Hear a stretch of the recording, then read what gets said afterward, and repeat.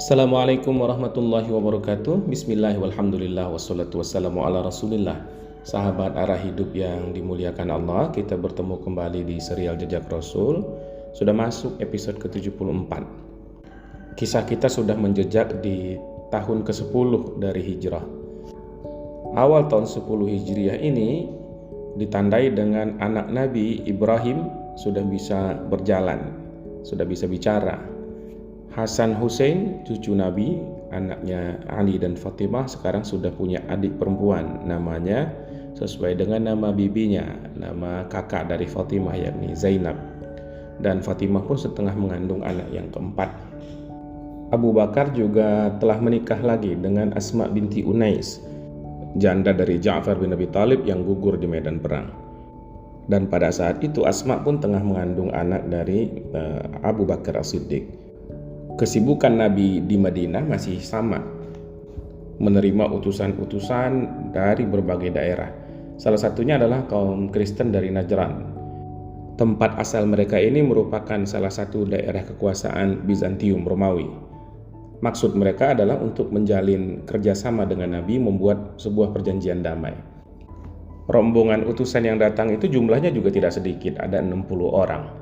Nabi pun menerima mereka dengan baik. Mereka diajak diskusi di masjid dan tinggal beberapa hari di Madinah. Nah, selama interaksi di Madinah itulah mereka mengetahui pokok-pokok ajaran Islam yang banyak bersentuhan dengan ajaran mereka, dan di situ pula melihat berbagai perbedaan pemahaman, perbedaan perspektif antara Islam dengan Nasrani, terutama pandangan tentang Yesus atau Isa alaihissalam. Di masa-masa itu pula lah turun ayat ke-59 sampai ke-61 dari surah Ali Imran. Allah mengatakan perumpamaan Isa di sisi Allah itu seperti penciptaan Adam. Inna mathala Isa indallahi kamathali Adam, khalaqahu min turabin, thumma qala lahu kun fayakun. Adam Allah ciptakan dari tanah, lalu Allah firmankan kepadanya jadi, maka jadilah dia manusia. Perspektif Islami tentang kedudukan Yesus atau Isa alaihissalam sebagai manusia layaknya Adam, bukan sebagai oknum Tuhan atau anak Tuhan, ini diyakini sebagai kebenaran mutlak di dalam ajaran Islam. Maka ayat selanjutnya berbunyi al-haqqu mir rabbik fala takunanna minal mumtarin. Ini adalah kebenaran yang datang dari Tuhan, maka jangan ragu terhadap kebenaran ini. Tetapi karena pola pandang ini berbeda secara diametral dengan orang-orang Nasrani tadi, maka keraguan-raguan itu menjadi keniscayaan. Bukan hanya keraguan-raguan, tapi mestinya juga penolakan, karena ini sebuah akidah yang bertolak belakang. Maka keyakinan yang tidak bisa didamaikan ini, yang memang tidak bisa dikompromikan, punya jalan keluar, yakni dalam tanda kutip itu taruhan. Tapi taruhannya agak horor, namanya mubahalah. Saling bersumpah dalam klaim kebenaran dan menerima resiko apabila salah, maka pihak tersebut siap untuk menerima kebinasaan. Allah firmankan, "Faman hajjaka fihi min ba'di ma ja'aka minal ilm, faqul ta'alu nad'u abna'ana wa abna'akum wa nisa'ana wa nisa'akum wa anfusana wa anfusakum, thumma nabtahil, fanaj'al la'natallahi 'alal kadhibin." Kalau ada yang masih membantah engkau tentang kisah ini, tentang kebenaran keberadaan Isa alaihissalam ini, status-statusnya, sesudah datangnya ilmu yang meyakinkan kepada engkau, maka katakan kepada orang itu, ajak pihak itu, mari kita panggil anak kita, anak kami panggil, anak kamu panggil, kami akan bersama dengan istri kami, kamu dengan istri kamu, kemudian mari kita bermubahalah kepada Allah. Dan kita minta supaya laknat Allah diturunkan kepada orang yang berdusta. Nabi kemudian benar-benar menyampaikan hal ini kepada kaum Nasrani yang datang dari Najran ini dan mengundang mereka untuk melakukan mubahalah itu besok harinya. Dan esok harinya persis Nabi datang bersama keluarganya. Nabi membawa serta Ali, ada Fatimah dan juga Hasan dan Hussein.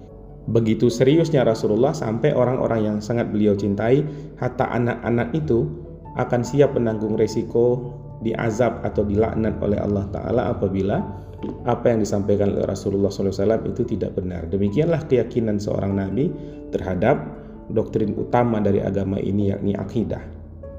Dan ternyata tantangan ini tidak bersambut. Orang-orang dari Najran ini katakan bahwa tidak usah membawa perselisihan itu terlalu jauh, kami juga tidak sanggup apabila perbedaan keyakinan ini berubah menjadi sebuah kutukan. Oleh sebab itu maka posisi pun menjadi jelas, orang-orang Najran tidak akan berkonversi menjadi orang Islam.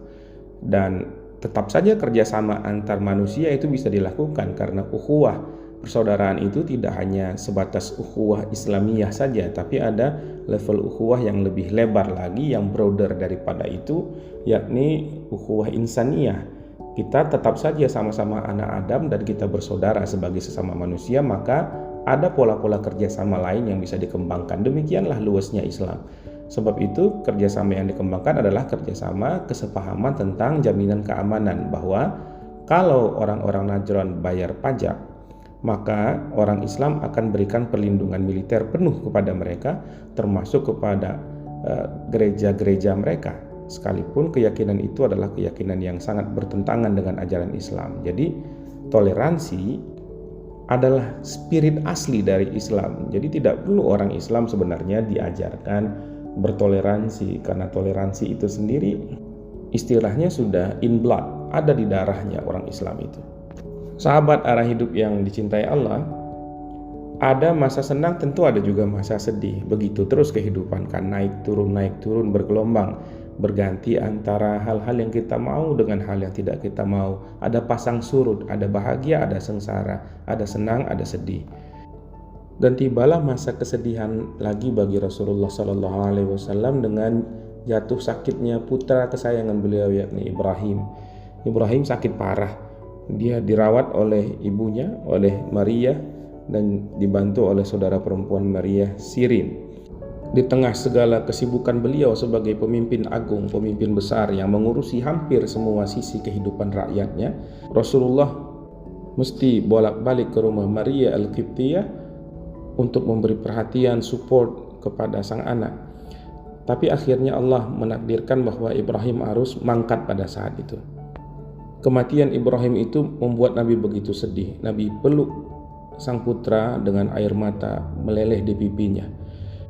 Kata orang, seorang anak akan sangat sedih dengan kematian orang tuanya, tapi ada perasaan yang lebih sedih lagi, yakni orang tua yang kematian anaknya. Itulah yang dirasakan oleh Nabi SAW pada saat itu.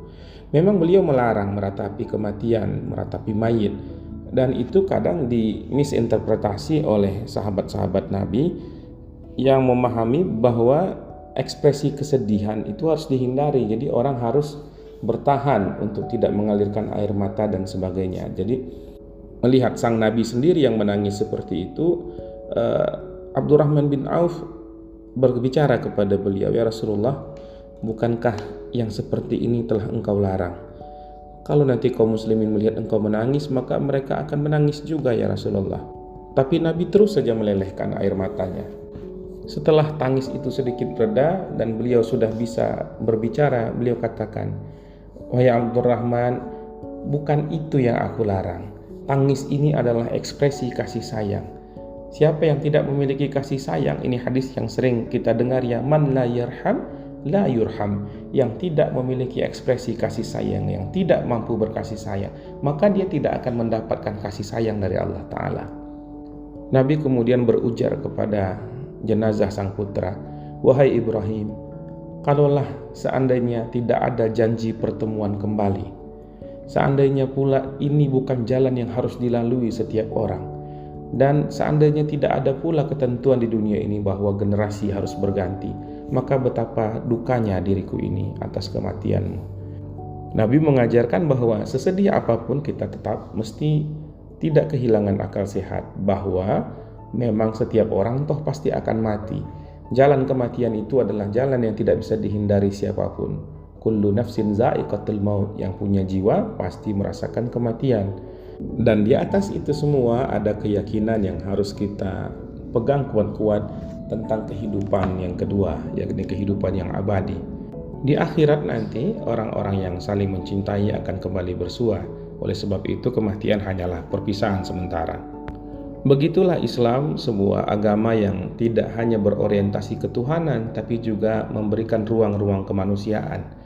Kita dilarang untuk meratapi mayit, tapi kita juga dimaklumi oleh Tuhan bahwa sisi-sisi emosional manusia yang Allah sendiri yang ciptakan. Manusia diberikan rasa, dan dengan rasa itu timbullah duka karena kehilangan. Maka ada ruang yang diberikan untuk melampiaskan sisi kemanusiaan itu, tentu dengan batasan-batasannya. Maria, begitu pula Sirin saudarinya, amat terpukul dengan wafatnya Ibrahim, dan Nabi menenangkan beliau. Nabi yakinkan bahwa putra kita ini akan berada di surga. Sejenak Nabi meninggalkan rumah Maria, menjemput Abbas dan Fadl. Putra Abbas inilah yang menyelenggarakan jenazah, memandikannya dan mengafaninya. Sholat jenazah diimami langsung oleh Rasulullah SAW. Kemudian jenazah pun diusung ke makamnya. Di makam yang turun ke liang lahat adalah Fadl dan Usamah. Kemudian ditimbunlah kubur itu. Nabi kemudian berdiri di sisi makam sang putra dan berdoa. Lalu Nabi meminta air yang disiramkan di atas kuburan itu. Sahabat arah hidup, kematian memang merupakan jalan kita semua, dan saya, Anda semua pasti akan melalui pintu kematian itu. Kesadaran inilah yang dipesankan oleh Baginda Sallallahu Alaihi Wasallam agar selalu dirawat. Bahkan dia menjadi sebuah indikator kecerdasan kita dalam kehidupan ini. Rasul katakan, al-kaisu man dana nafsah wa amila lima ba'dal maut. Orang yang benar-benar cerdas, orang yang benar-benar pandai dalam melihat kehidupannya adalah orang yang selalu mengendalikan hawa nafsunya, yang mengontrol jiwanya, lalu dia beramal dengan amal-amal yang bisa menghantarkan kebaikan pada hidup pasca kematiannya. Nabi juga sudah pesankan untuk memiliki mentalitas orang asing di dunia ini, karena memang dunia sejatinya bukan tempat tinggal, tapi tempat kita meninggal. Maka Nabi katakan, kun fid dunya ka'annaka gharibun au abiru sabil. Jadilah di dunia itu seolah-olah engkau hanya orang asing atau orang yang sedang lewat dalam perjalanan. Jadi kita mesti punya mentalitas traveler, hanya orang jalan-jalan di dunia ini. Yang jalan-jalan tentu tidak menganggap tempat itu sebagai tempat permanen. Dia tetap harus ingat pulang. Sahabat arah hidup yang disayangi Allah, di hari kematian Ibrahim, tidak lama setelah pemakaman selesai, terjadilah gerhana matahari. Lalu publik mulai mengait-ngaitkan peristiwa alam ini dengan wafatnya Ibrahim putra Nabi. Biasalah, namanya juga masyarakat ya. Ada saja hal yang seperti ini.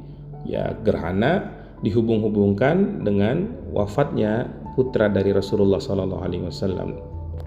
Maka gejala pemahaman mistis yang tidak proporsional ini dan juga tendensi untuk sakralisasi yang tidak pada tempatnya ini diluruskan oleh sang Nabi. Matahari, kata Rasulullah SAW, juga bulan adalah makhluk, adalah dua dari sekian tanda kebesaran Allah Ta'ala. Cahaya mereka, baik cahaya matahari ataupun rembulan, tidak akan redup karena kematian seseorang.